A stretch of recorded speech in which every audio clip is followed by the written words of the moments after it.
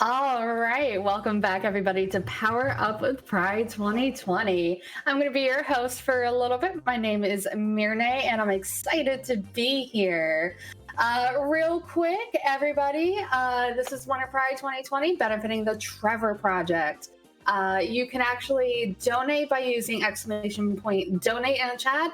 Check out the really cool runs that we have going on today by using !schedule. Now we have coming up the Mega Man X7 race between FocusSight and TimeLink. So I'm going to go ahead and throw it over to you guys, and good luck. Thank you so much. Hello, everyone. Welcome to Winter Pride 2020. My name is FocusSight. I've been running this game for a few years now, and despite all the jokes and memes this game's bring upon, it honestly is a pretty fun speed game. So yeah, it's going to be really fun to race with TimeLink here. So. Yep. I'm very excited to be able to show this off here as a race as well, because this game has like maybe 5 active runners and it's often looked down upon, and I really feel that it deserves more love than it gets, because there is some really interesting things in the speedrun here. So I'm excited. Absolutely. Well, I also want to mention before we get started, a few things. We're going to be running on the X Legacy Collection re-release of the game because it's the fastest version of the game by far. It's natively HD and also has the fastest load time, so it's $20. Buy it just for X7. Literally every other game in the X series is like either equal in terms of speedrunning or worse. It's funny that X7 is the only one that benefits from this fully, but we're also running on the Japanese version of the game, and we have in our settings for the game, we have auto charge on and auto fire on, which are allowed by the rules. We can just turn these on, and these are important for how we're going to deal with some of the just combat in the game. But yeah, we'll explain why we use the Japanese version in the middle of the run. But TimeLink, are you ready to start soon? I'm just about ready here. I'm on the start screen, so I'm ready to start whenever you are. So yeah, I'm on the start screen. All just right. Don't want to be timed out by the game. Yeah, no worries. So are you good?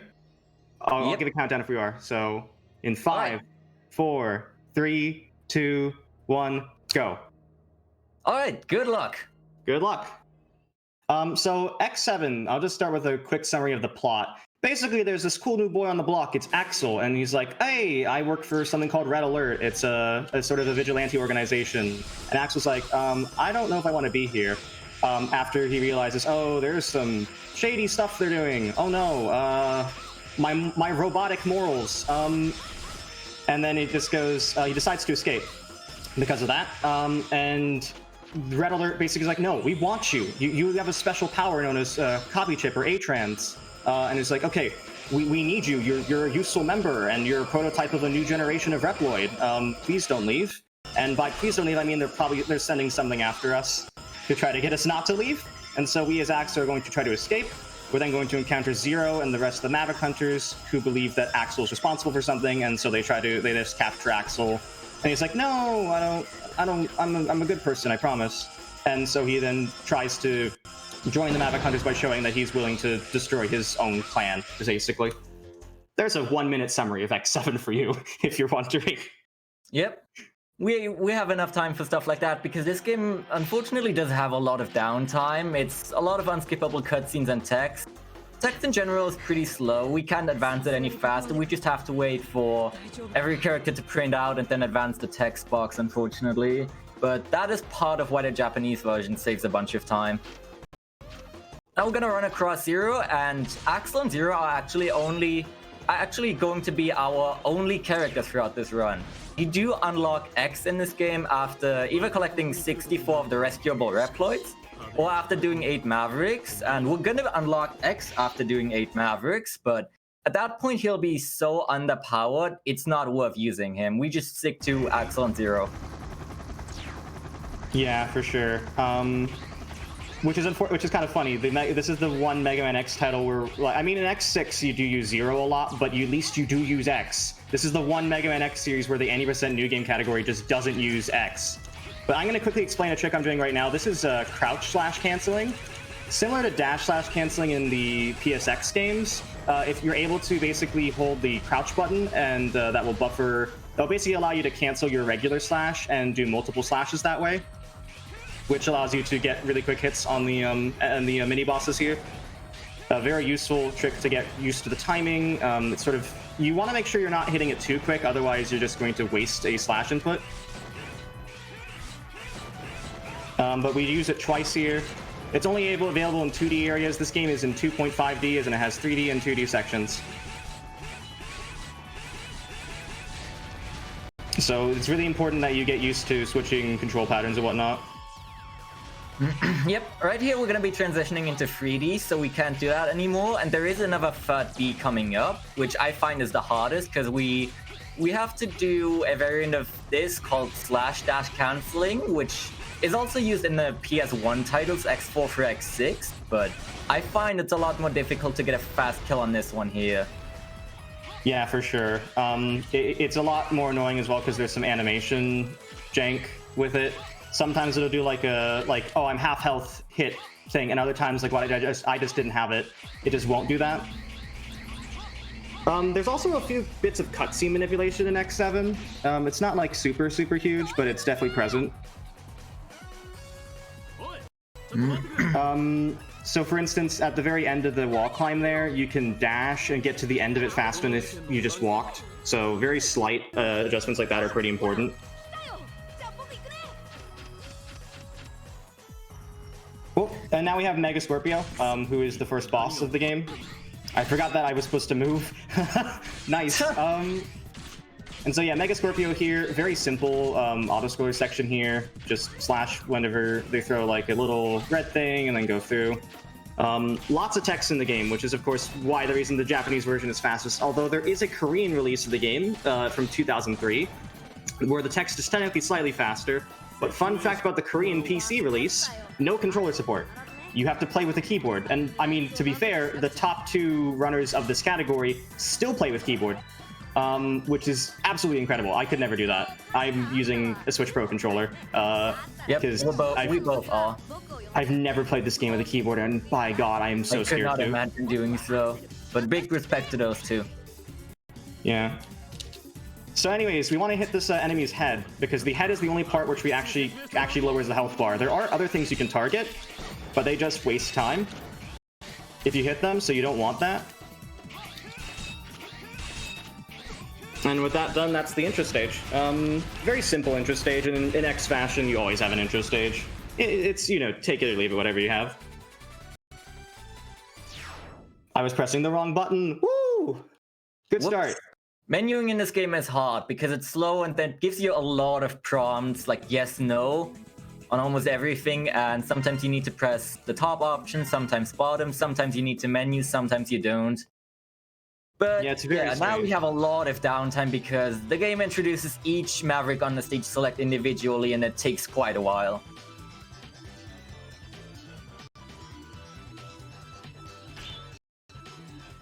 Yeah, so if you have anything you'd like to mention or donations, this is a pretty decent time. There's about a minute here. All right, no donations yet, but I do want to remind everybody what we are raising money for.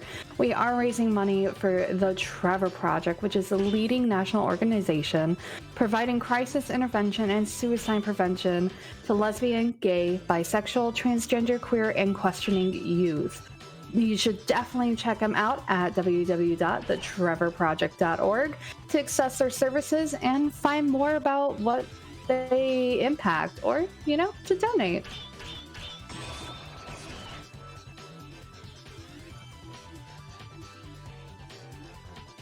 All right. Absolutely. So now the first stage is Vanishing Gungaroo. Yep. We're going to Gungaroo first because Gungaroo is one of the fastest fights we can do with our base loadout, thanks to a somewhat recent new strat.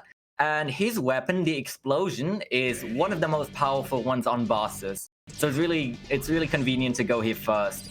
Absolutely. And now we're still playing as Zero first, even though this won't be the case in a little bit. This is because Zero's slash jumps are allowing him to go slightly higher than normal. And because of that, we're able to overcome certain usual gaps there pretty quickly and easily. And so we can just skip over like the wall there pretty smoothly. Notice that we're also getting these people that are saying help, help, and they're named like Dan or something. which I still find funny. It's like, help, help, it's the future, Dan, we need to rescue Dan. It's kind of funny. It's like Axel, Zero, Dan, Al, Cindy. But anyways, so these are actually important. So we are running a new game, which means we don't have any of the power-ups really, and certain Reploids will provide certain power-ups in the game. So namely, chips are one of the largest things, and this routing is based upon the chips we get. Essentially, the chips, we're doing a 7-chip route here. And essentially it's like an upgrade system that works on like a tree. So you have different characters have different available power-ups in this regard, and we basically just route to make sure we have the most possible. The reason why we're now entering the spider our right armor, by the way, the reason why we're using this right armor is because in the final boss room, we want to be able to swap armor in the final room, which can only be done. We want a specific armor. I can't speak anymore. What is speaking? It's 6 a.m. Hello, everyone. Okay, basically, in the final room, in the boss room, the game gives you a ride armor. And usually it's a red ride armor, like this kangaroo ride armor we have right now. But if you've already taken the previous one instead, the game gives you a blue ride armor with a special powerful dash attack. And that's exactly what we're going to use against the boss to make it a really fast fight. I lost the spider ride armor immediately. Oop. I mean, I'm still able to use the blue ride armor, but yeah, it kind of hurts if you do things, because the whole point is we're trying to save this blue ride armor for the final boss. So I had to play this pretty safe.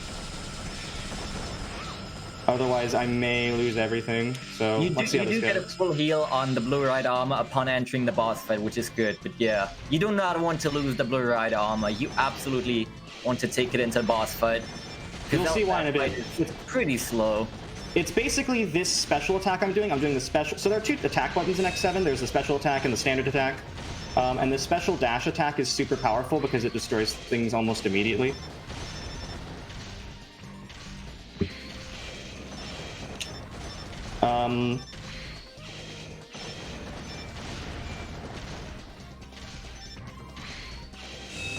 Playing it very safe. No! Oh no, this is great. I lost the blue ride armor. Oh no! This is gonna be a bad Gungaroo, but that's fine. Yeah, then it's gonna be on me to show what the new strat looks like, because essentially what it involves is just constant use of the shield dash back and forth inside Gungaroo's hitbox. We have barely enough health with the blue ride armor to tank all the hits we need to get Gungaroo down. It's still not easy, but it does a lot of damage on him very quickly on both of his phases, even if the second one is very small and kind of hard to hit. This is going to be terrible. This is going to be terrible, Todd. Like, this is exactly what you don't want. So this is a good comparison. This is exactly what you don't want. This was the previous strat. We basically had to roll around. So Axel can roll and he'll be invincible, and he will shoot at whatever's around, but the base shot isn't super powerful in this game. This is not what I wanted. Oh, wow. So yeah, this is exactly what we're trying to avoid. You're going to see a very big difference in the time it takes to do this boss with and without the armor. Yeah. Because we have 2 phases here. We have the main mech phase, and then we have this phase where he jumps around. And so I'm just going to need to shoot and roll. Very poor Gungaroo, but hey, that's up B. It's going to make for a tighter race. Yeah.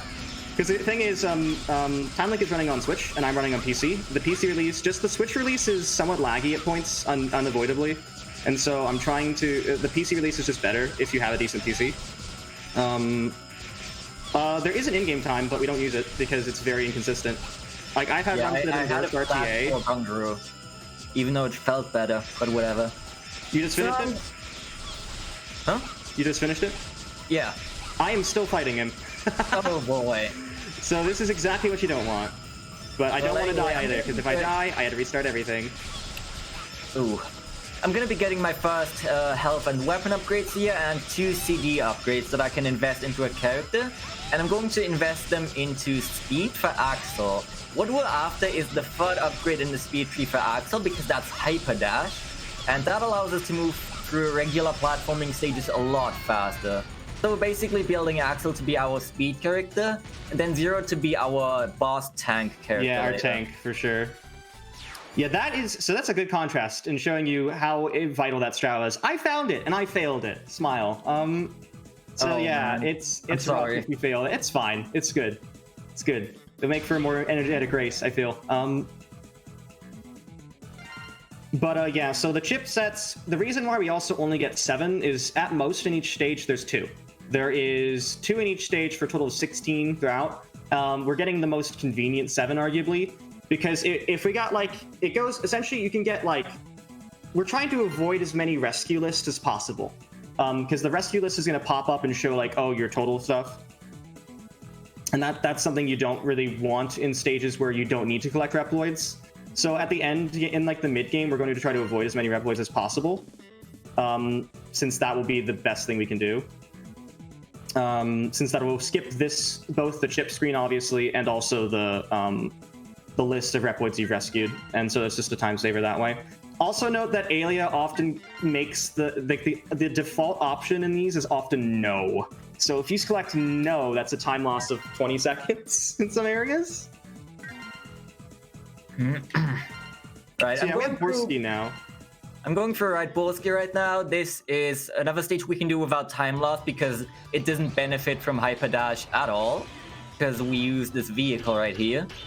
I'm going to be actually taking like 1 and then a quarter lap to collect all the bombs because there's one like sort of split path where there's on one side there is a bomb, on the other there's the weapon tank, and it's worth it to just take a little extra time to get the weapon tank, which will then be used for the refights, and then collect the bomb on the start of the second round, basically.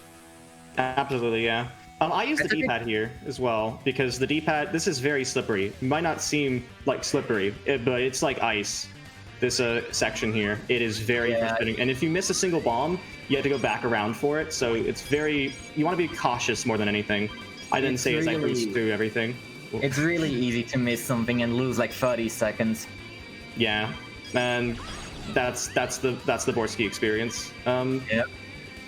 So yeah, this one person has a chip here, Tanaka. Tanaka responds very strangely, and so sometimes can just like completely miss things.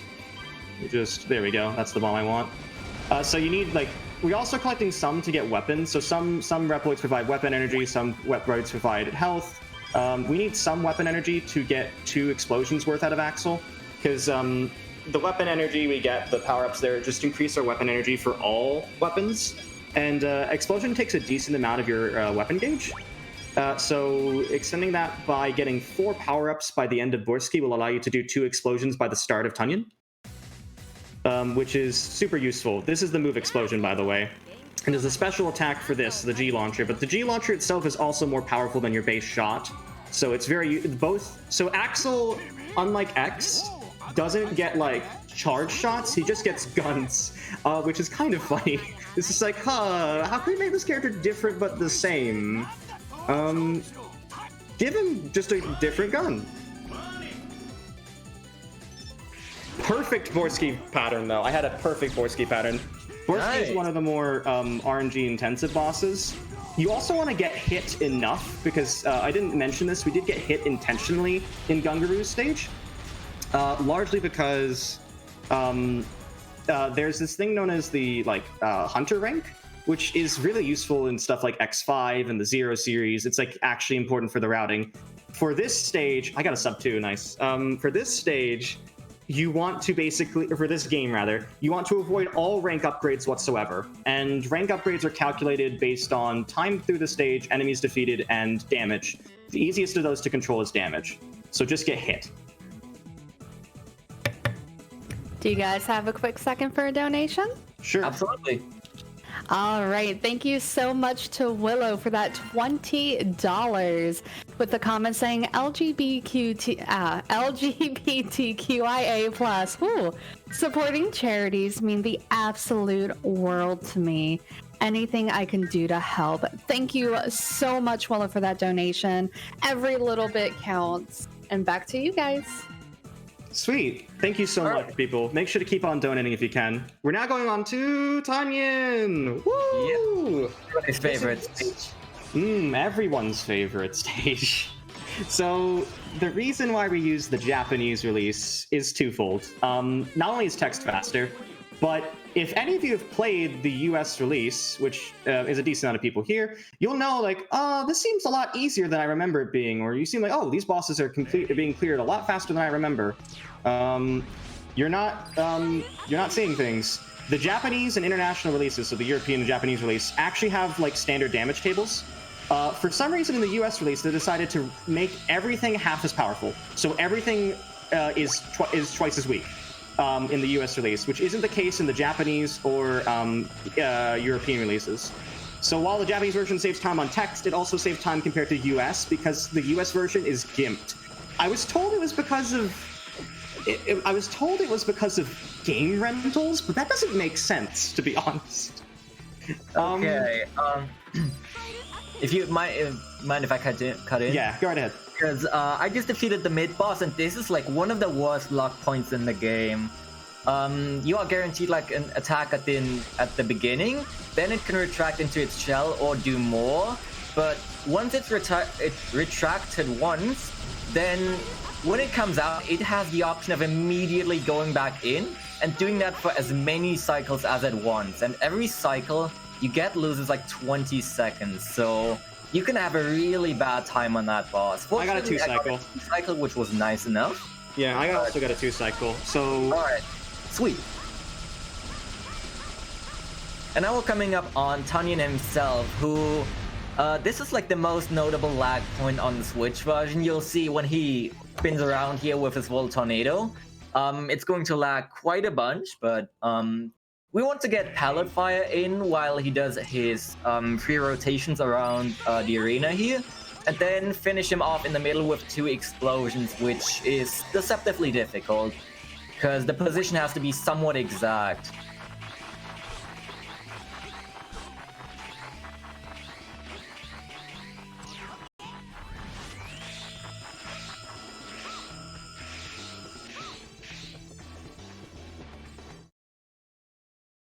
So yeah, now we have Tornado Tanyan, who is a giant onion who spins. Design. Good. Yep.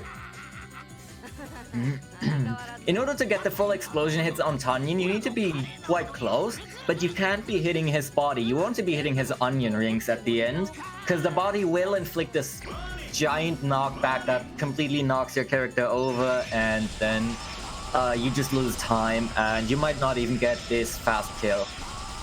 But yeah, now we have Volt Tornado for Axel and Red Jin Shao for Zero, both of which are going to be really good and used a lot throughout this run.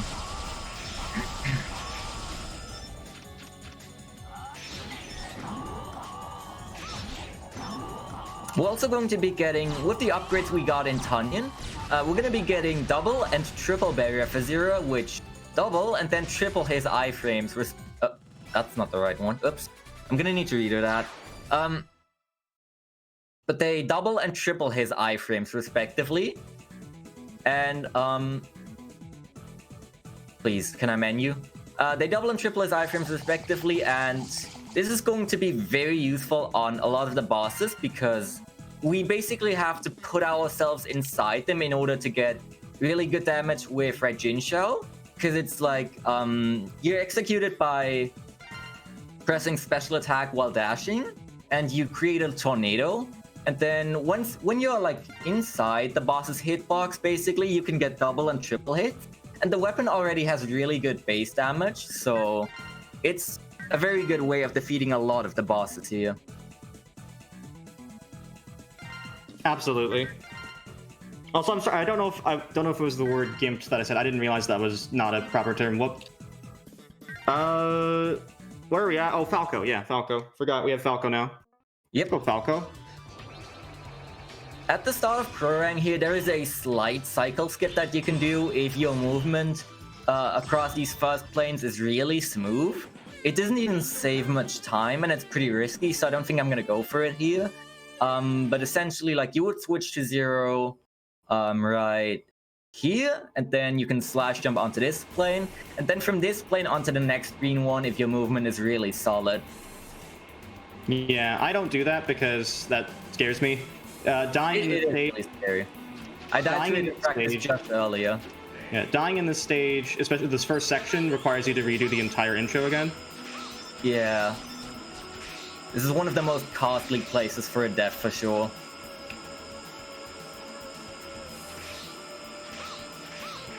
Alright, starting in section 2 over here, we're going to be getting a lot of usage out of Full Tornado immediately.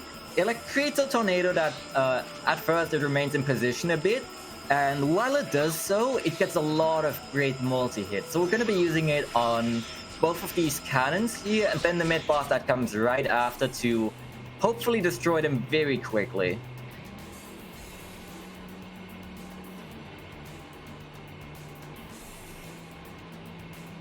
Alright, got really good luck right there. The bot can decide to troll you and just fly around you, and you can't really hit it with Volt Tornado. And your gun is kind of degraded even while you have Volt Tornado out. It becomes a somewhat weak laser gun, but that was really nice.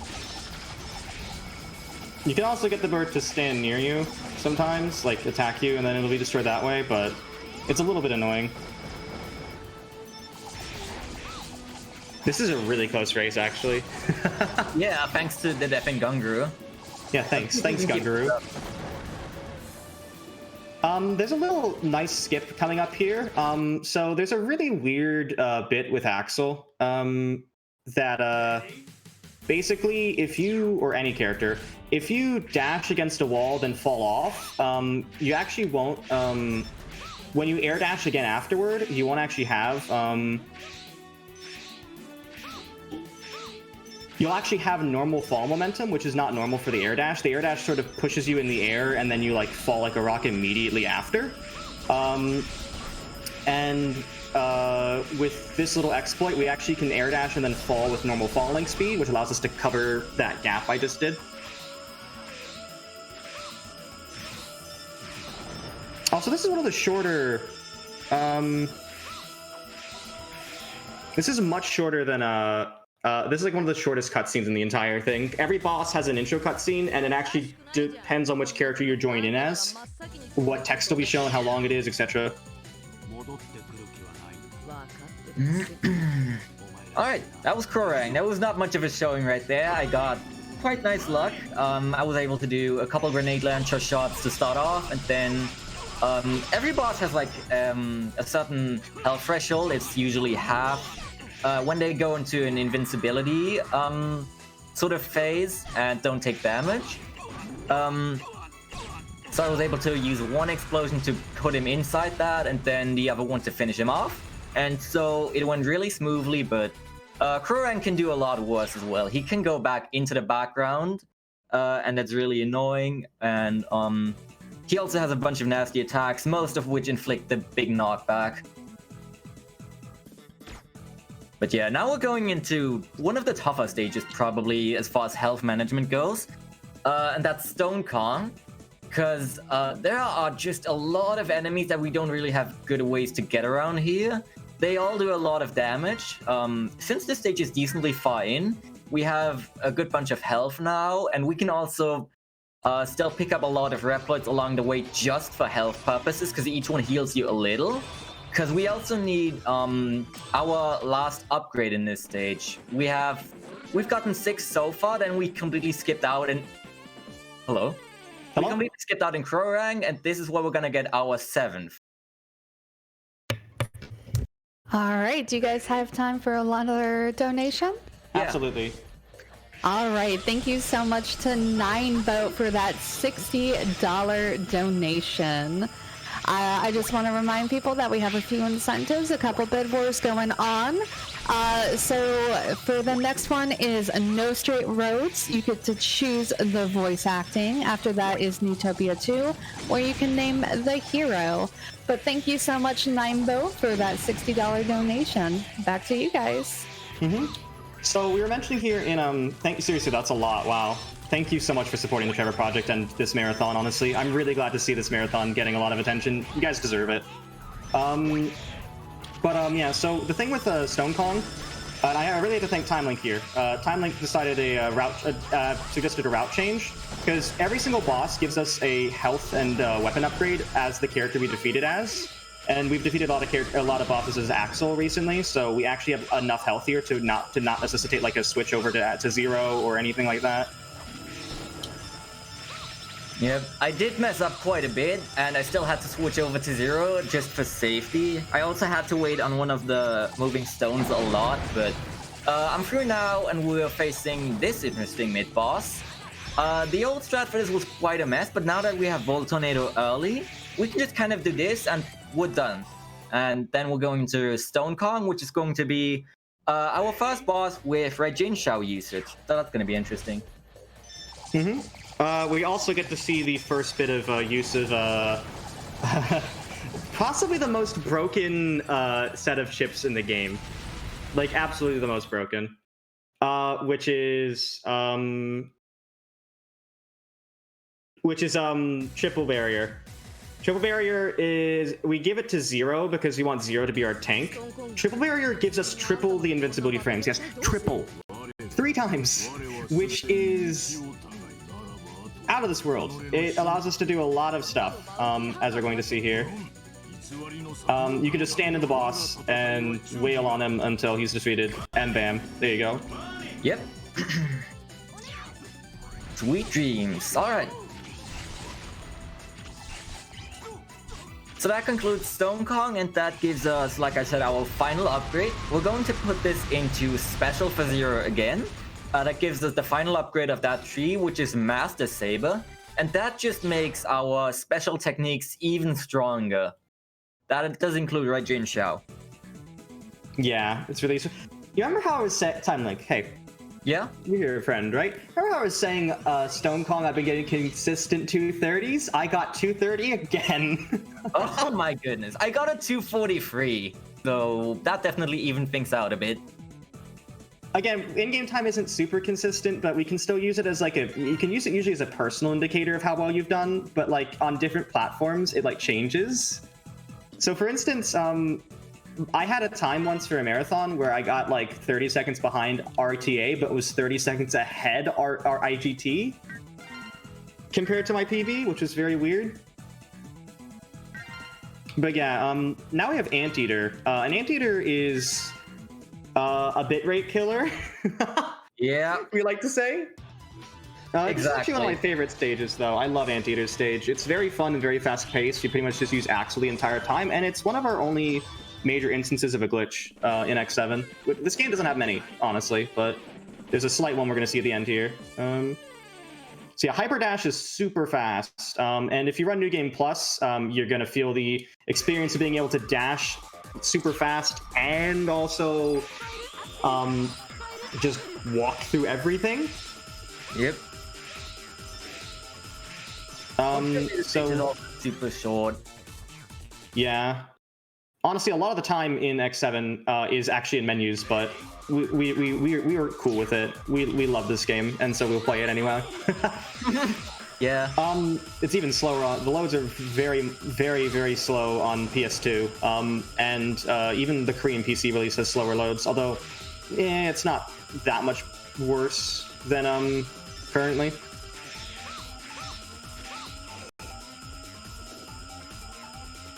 Yeah, so the game actually, I've been keeping the stream in the background. I have no idea why. I think I may have set the settings too high on my stream on my end. I'm sorry, staff, for Power of the Pride.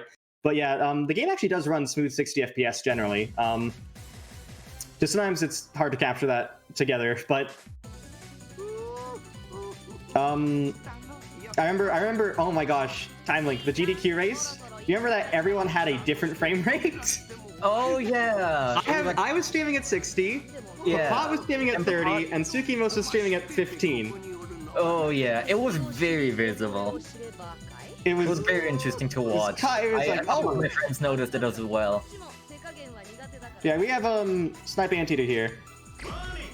Snipe Anteater can go to the background of the stage, which is not what we want. Although I just got him to do that. Oh no! Please move back, please. Don't stay there. No. Why are you shooting missiles from there? Yeah, this is an annoying bit of RNG. This boss. It sounds like I got a lot better luck than you because he just stayed mostly in position for me. I got double hits. I got like a quadruple hit though, because if he moves to like the right or left, or if he moves to like the right and you have the Raijin Show, you will attack underneath him because Raijin Show basically does damage in like a funnel. And so if you can get the boss to like go underneath you multiple times, that's multiple hits. Mm-hmm.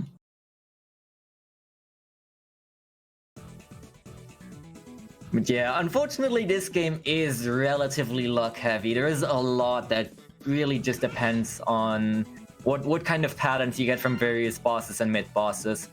For sure.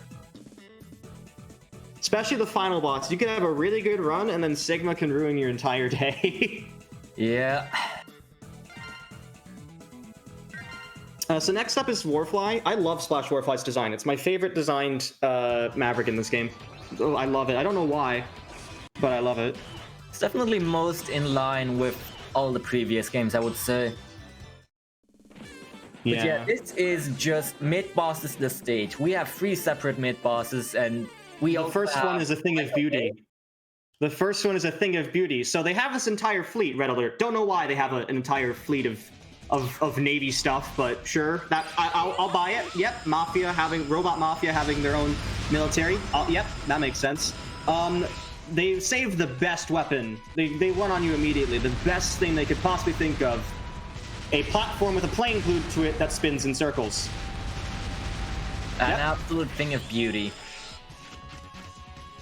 It's a thing. I love it so much. They just decided, yep, that is what I want, and that's, this will get Axel back. I'll give him a nice present of a plane on a platform. I'll put a bow tie and everything. I think I would be very tempted by that gift. Yes. Yeah. Oh, thank you. It's like the Pepsi commercial, like the one Pepsi thing they did.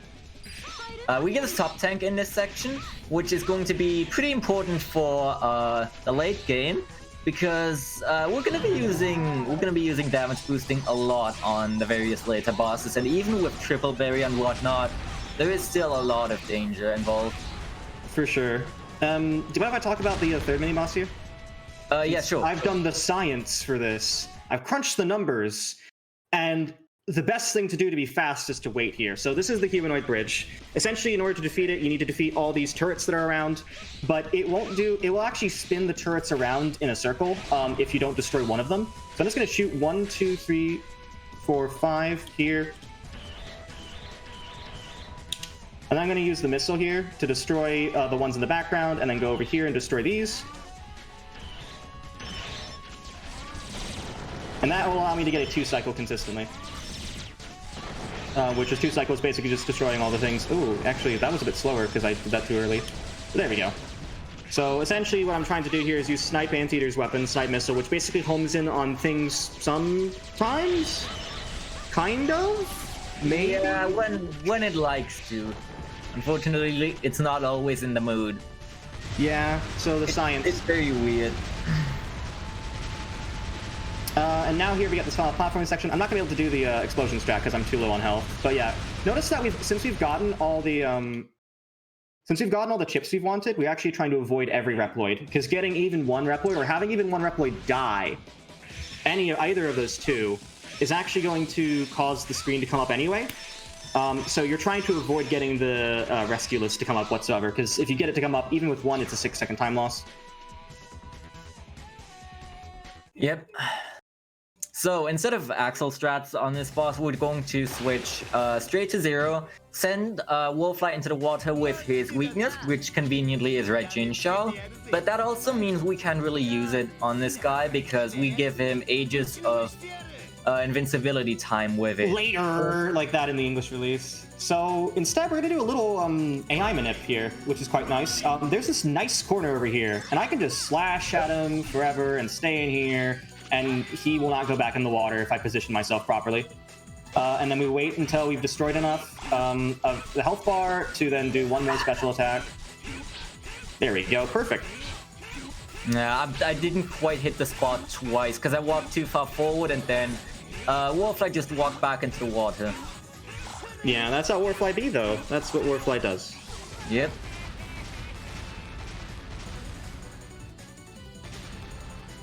All right. So that brings us to our last Maverick of the game, actually, and it's probably the most memorable one of the Everyone's favorite Flame Hyanard is the last one we do in this order. Mainly because Flame Hyanard stage has a lot of there is a lot of enemies, and I genuinely like doing it last because it means I have the most health for it. If we did, oh gosh, I can't imagine doing Flame Hyanard earlier. That would hurt. That would hurt. Hyanard is pretty tough, and there are also a bunch of strats in the stage that utilize Splash Laser, which we get really late, so... Yeah, Splash Laser is... Put him last. Yeah, Splash Laser is Splash Warfly's weapon, for those of you who don't know. Yeah. Also, this is very close. This is very close. This is closer than any of the practices we had, which is really cool. Yeah, definitely. I'm really excited. And so, knowing the end game, it's really anyone's race at this point. Even if someone gets ahead, knowing the end game. Yeah. Ooh. The final stage can change so much. But yeah, I think in this first section we're going to be seeing slightly different strats from each of us. Well, I'll be going for a bunch of strats with Splash Laser. I think later on I'll be switching to Zero and then abusing Triple Barrier a bunch. And I'll be just staying as Axel, yeah. Staying as Axel and making my way through with the power of Splash Laser. Axel does not have Triple Barrier because we didn't give him the chips for that. That would require a 10-chip route to do, and that's just, I think, a little bit too much, obviously. Yeah. So I just use Zero, even though Zero is slightly slower in terms of dash speed. I just think this is safer, so most of the time I do this. All my homies hate Jim. No one likes Jim. Oh, I was so close to dying there. That was worrying.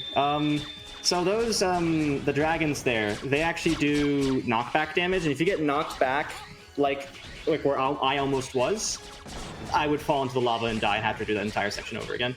Yeah. Also, we get to use the copy shot for the only time in the run. So Axel has this ability called A-Trans. The trans rights are human rights. I always say that every time that A-Trans is mentioned, even if it's not an LGBT speedrun, or a marathon like that, because, I mean, they are. And if you don't think that, please leave. Know that Flame Hyanard birds transphobes to the ground. That is my take. Yeah, so we get to use A-Trans there to basically... this is supposed to be like a really difficult platforming section. And it's just like... You just kind of make it a joke because you could just use the hover there and just go over. Yep. Unfortunately, in the Japanese version, we don't get to hear much of Hyanard's fantastic voice acting. This is still he's reduced to a single scream, burn. Yeah, literally in the Japanese release, it's just burn. Not burn to the ground, not even like burn to the ground. It's literally just burn. The Japanese release, this is also a joke in Japanese Mega Man X community. I know this for a fact. But yeah, so Tornado Tanyan's weapon, really useful. That's the lesson. That's it. That's the comment. Yeah, it can actually be quite tricky to get hits in on Flame Hyanard with Raijinsha from the neck of the gazelle once it starts moving again. But then we can just go on the head and take a bit of damage from Hyanard himself because his body does not inflict the big knockback. And then usually he'll be dead before the gazelle gets time to turn and dunk you into the lava. It can happen. It has happened, but it's not too likely on the initial fight, at least. Mm-hmm. It's more likely because we're gonna have boss fights fairly soon in the in the last stage of the game, like in traditional Mega Man X fashion. The boss fights are more powerful. They have more health generally. I don't think there's anything else that's different. There might be some slight differences, but generally speaking, it's health. It's just more health. Yeah. Also, just letting everyone know right now, it's a perfect time to get donations in because this is the 4-minute auto-scroller! Yeah! You know, what we needed. Also, hello, X. Nice to see you, X. Very fun time in Mega Man X. Goodbye, X. Nice having seen you. We don't use them at all because we've already upgraded Axel and Zero, and X begins completely powerless. Doesn't even have any health upgrades or weapon upgrades. Which is why, yeah, we don't use him at all. He's used a lot in New Game Plus though. He's in terms of gameplay. Although I love Axel. Axel's actually my favorite character in the X series. Mega Man X is just generally more powerful in New Game Plus. Yeah. So yeah, yeah. that's gonna be 2 sections here. One is like a minute or so, and then the other's like way longer, and it totals up to about 4 minutes of nothing much really happening. So yeah, if you got anything to say, now is the absolute perfect time. Yeah, for sure. All right. I just want to remind everybody what we're raising money for. So remember, this is the Trevor Project. The Trevor Project is the world's largest suicide prevention and crisis intervention organization for the LGBTQ young people. The organization works to save young lives by providing support through free and confidential suicide prevention and crisis intervention programs on platforms where, young people spend most of their time. Their 24/7 phone lifeline, chat, text, and soon-to-come integrations with social media platforms. They also run Trevor Space, the world's largest safe space social networking site for LGBTQ youth, and operate innovation and education, research, and advocacy program. Oh, sorry. X7 destroys English, don't worry. I can tell. So yes, please, if you guys have a little bit to give, every bit helps. Exclamation point donate will get you that donate page, and there's some pretty cool incentives coming up, and there's some really, really cool runs later in the day, so check out that schedule. Absolutely, and I'm going to shout out a friend of mine, the closer. They are the closer, Helix. They'll be running Super Monkey Ball Deluxe in 2, and there's a bonus run incentive for them to also run one of the most prolific custom packs in the game, which is Monkey Ball 2. So please go donate for them. I really want to support them, and I'm really glad that they're the closer for this event. So I'll mention that one as a personal one. I know that they'll mention me in Fall Down, so I have to return the favor. But yeah, at least one good thing about Palace Road, though, about this long auto scroller, it's got some kicking tunes. I love this song actually, and I'm glad they chose a good song. Imagine if it was a really annoying song. This is one of the best tracks in X7, so I'm very glad for that. I'm not glad for the fact that you notice those gaps, right? Fall down one of them, waste a minute. And that third one I went through is very tight. I hover, so Axel can hover. We've kind of neglected to mention this because it's not really used that often, but holding A will allow Axel to hover. It's just the most consistent way to get through those gaps in this auto scroller. We also get a health upgrade, a health refill, and a weapon refill here. The reason why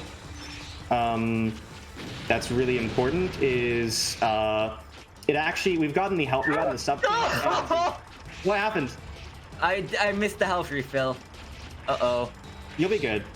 You'll be good. That's gonna mean a longer red fight for me for sure. But I can probably make this work somehow. All right.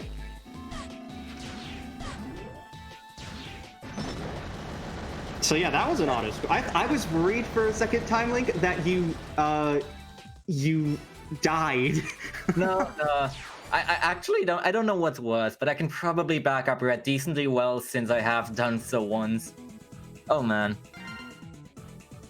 The camera pans really weirdly around that corner and then just doesn't allow you to get the health refill anymore sometimes. Yeah, it's like it has a weird curved invisible wall that pushes forward, and I've had that happen before as well. But this is the last stage of the game. Yep. And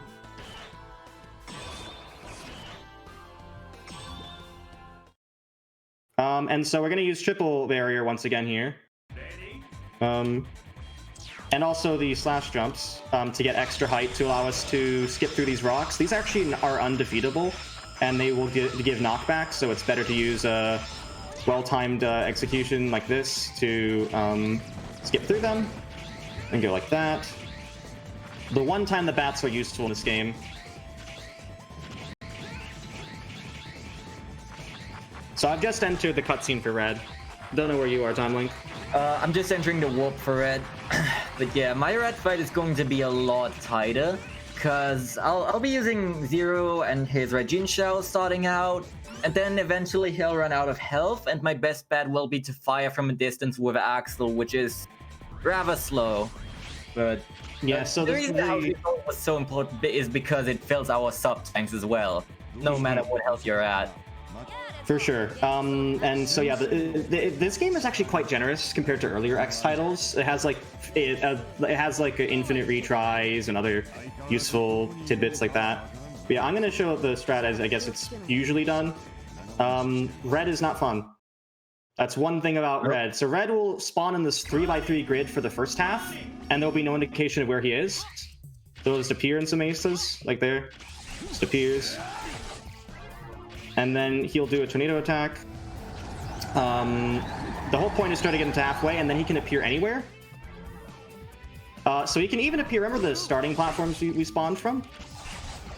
He can even appear there, which is one of the worst places to appear because it's all the way back at the start.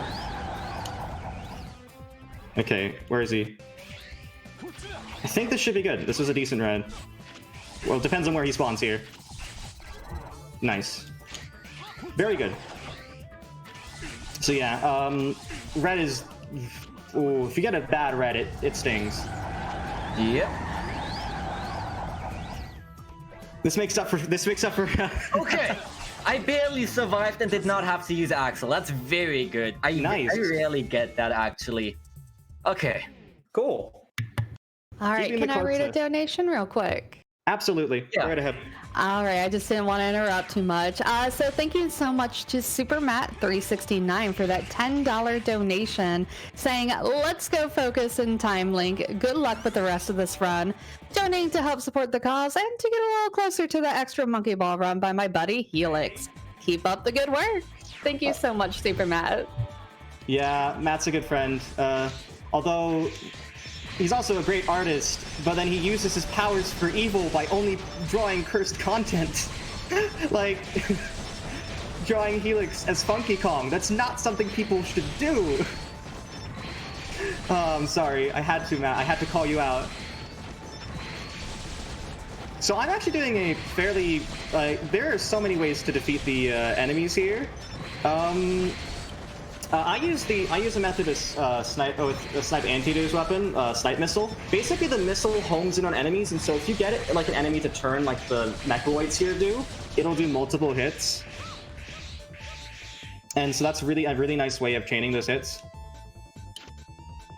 And here comes one of oh boy. So I got a PB actually in this category last night in practice, and I died here and lost a minute. So this platforming section can be really tense because you need to get hit some points. There's unavoidable hits at some points, but you're trying to reduce your damage as much as possible. The fastest way to get through here is to just dash on the ground constantly. So you'll go over the spikes this way.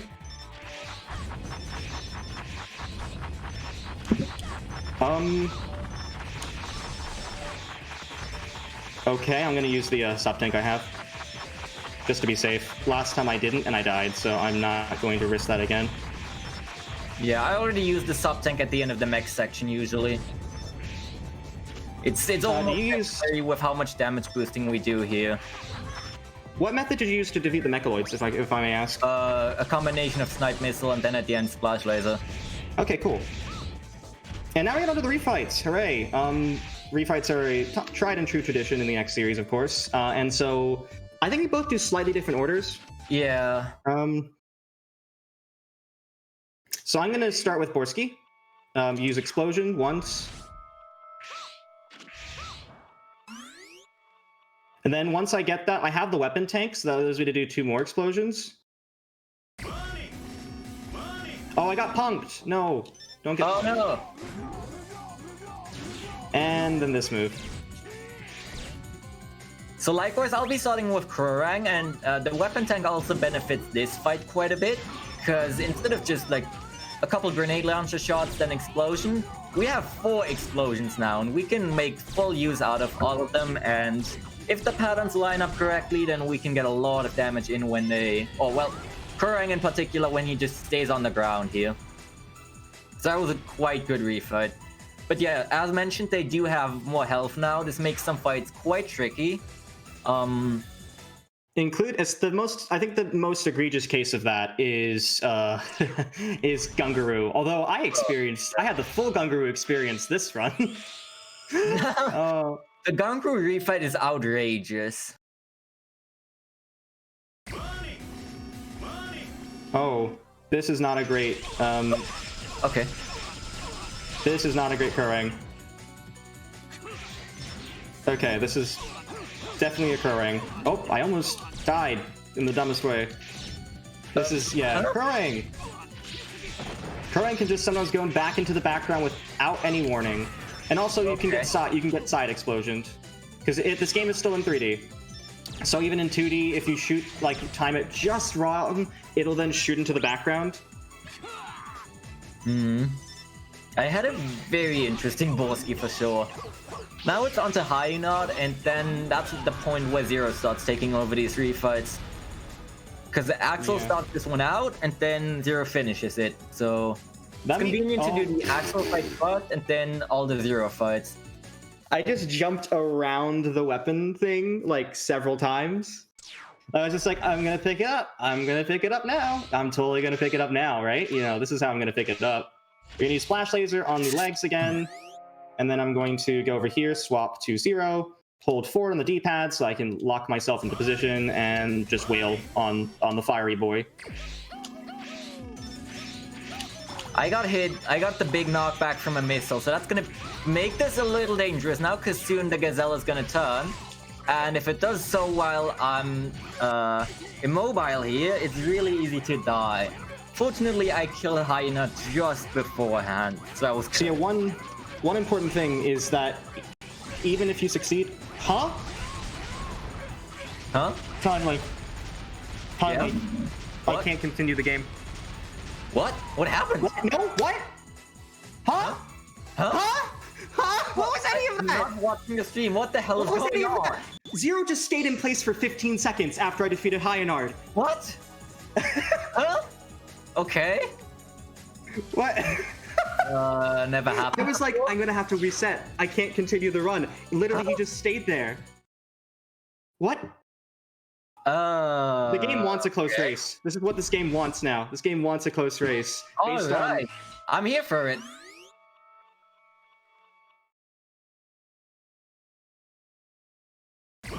So if this goes well, I can now show off the explosion strat for Warfly.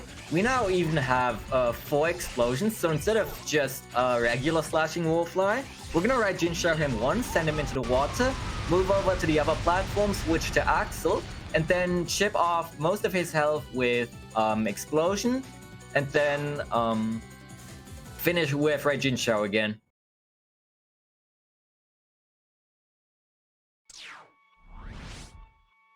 So yeah, hopefully, I'm now at Gungaroo because I want to finish Gungaroo first because Gungaroo is very annoying, even as Zero here. There is an RNG manip pattern here, or like an AI manip. I don't think I'm gonna get it, but I had a perfect Warfly. That was really good. Glad I should get the RNG manip, or kind of.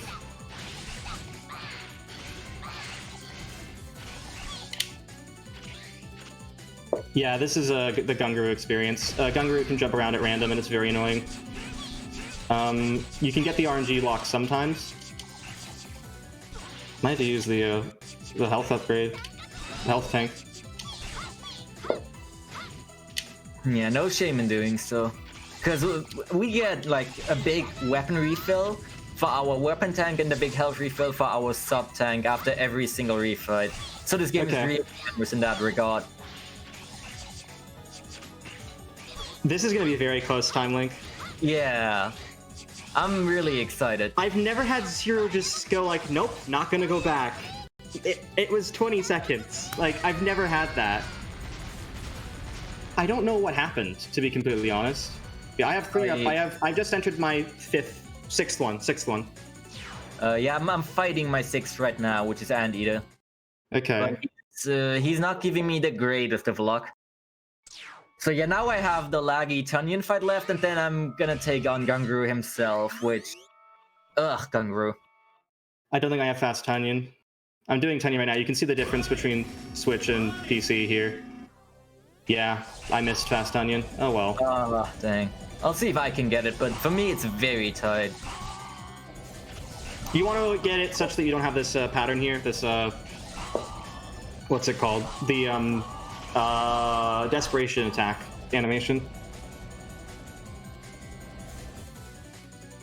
Man, I am so I didn't expect it to be this tight. This is kind of crazy. I love it.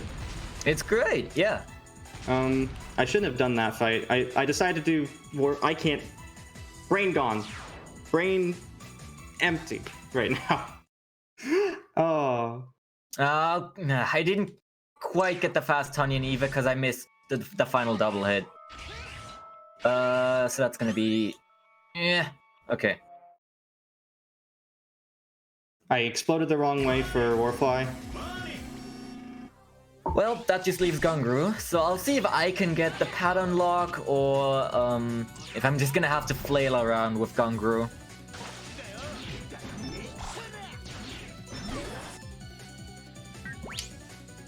Okay, one more boss left. This is so tight. My nerves right now. I'm really excited, but in the end, there is still a lot of luck left, unfortunately. Yeah. We're gonna have to see how Sigma goes, for sure. Yep. So yeah, we're almost approaching time, everyone. We just got, like our last refight, and then we got 2 phases of Sigma. I've just entered my last one, which is Anteater, so... Okay, I think I got the first phase pattern lock. Like, first small Gungru phase pattern lock. No, I died! What? No! I swapped to Axel. That's my fault, yeah. Oh, okay, but he broke out. You have to adjust your position, like, after he does his Desperation Aura thingy. But it's also really easy for him to just break out. Oh, never mind, I got the backup. We good. That's the best Gungru refight I've had in quite a while. Yeah, this is, yeah. Oh my god, this race is so good. This is amazing. And Anteater's Boar, yeah.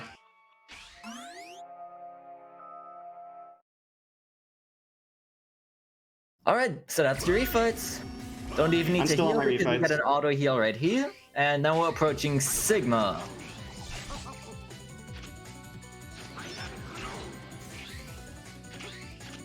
Okay, I just finished. I just destroyed Anteater.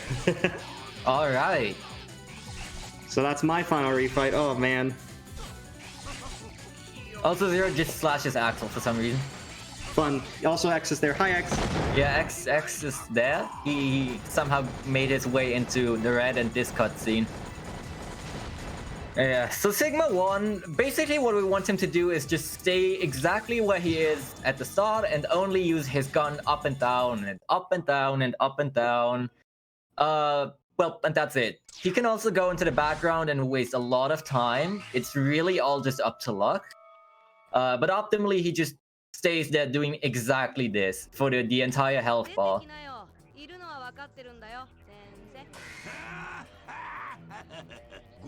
I'm gonna see how this goes. Sigma 2 is arguably the more luck-based one, but Sigma 1 can also be a big combo. Perfect Sigma 1 pattern. Congrats. Hell yeah. I did accidentally wheel, so I had to do a couple regular saber slashes, but wow. Yeah, so you know, that's what caused me the death in Anteater, because I wheeled and I swapped to Axel thinking I can get back, and Axel was low health, so... Okay, well... Final Sigma also involves a lot of luck. We're just gonna be shooting him from afar with grenade launcher, and there are a couple patterns he can do where he really goes on distance, and a couple ones he can do where he's really close and really convenient to hit. Time is going to be as soon as his health bar is fully depleted here. So yeah, we use G-Launcher. Hopefully I get some lucky patterns. We'll have to wait and see. I just started Sigma 2, so... Alright. And... 2 more hits. Come on, come on. Don't... No, that's a background pattern.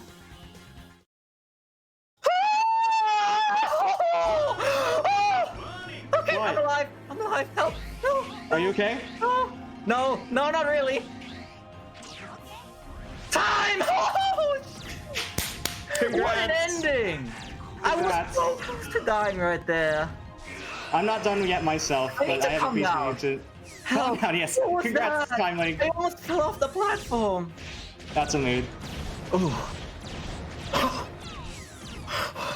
So yeah, there's this safe spot here. I have failed to mention the safe spot where you can't get hit by most things. He is giving me a bunch of background patterns. Thank you, Sigma. Oh, as he does. And I should be coming up on time soon as well. 1, 2, 3. Time. Hey, GG! That was not even a minute apart. Yeah. That was incredible. Wow, that was good. Absolutely congrats, TimeLink. What a fantastic race. Big GG. Absolutely, for sure. I'm still annoyed at that blue armor and Gungaroo, but that's fine. Yeah.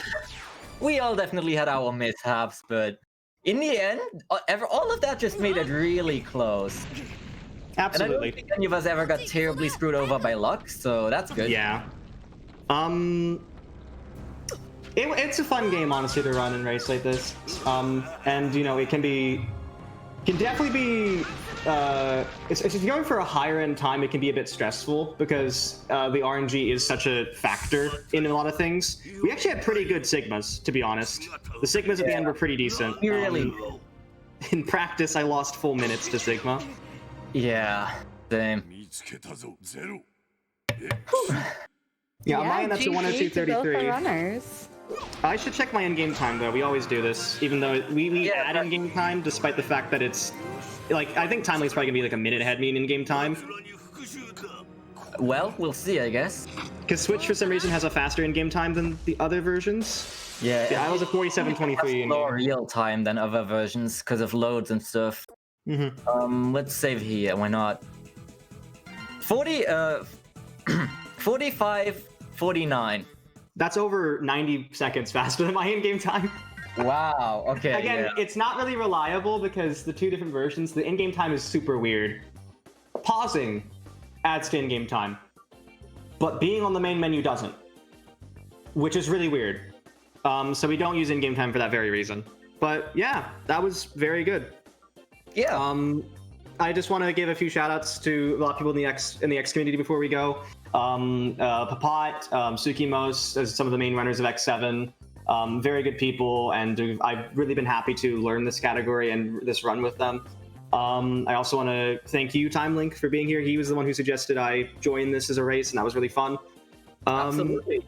I'm so glad it was such a close performance as well, because yeah, that was a genuinely entertaining race. Yeah, this is the best race I've ever had in this game. It was really, really fun, and I gotta watch it back like right after. Yeah, for sure. So I just want to say thank you so much, Power with Pride, for having us. Please make sure to keep on donating and supporting the goals we have. We have a lot of cool stuff coming up. So thank you so much for everything, honestly. It was really good to show off this game. Yep, thank you very much for having us. This was a great time, and I'm really looking forward to the rest of the marathon as well. And there's quite some runs I want to catch up on as well because I missed them earlier. It's been great. Thank you. Yeah, thank you to both the runners. It was an incredible race. All right, you guys are watching Winter Pride 2020. Stay tuned for No Straight Roads, All Bosses Rematch Normal by Steph McDread. We'll see you in a minute.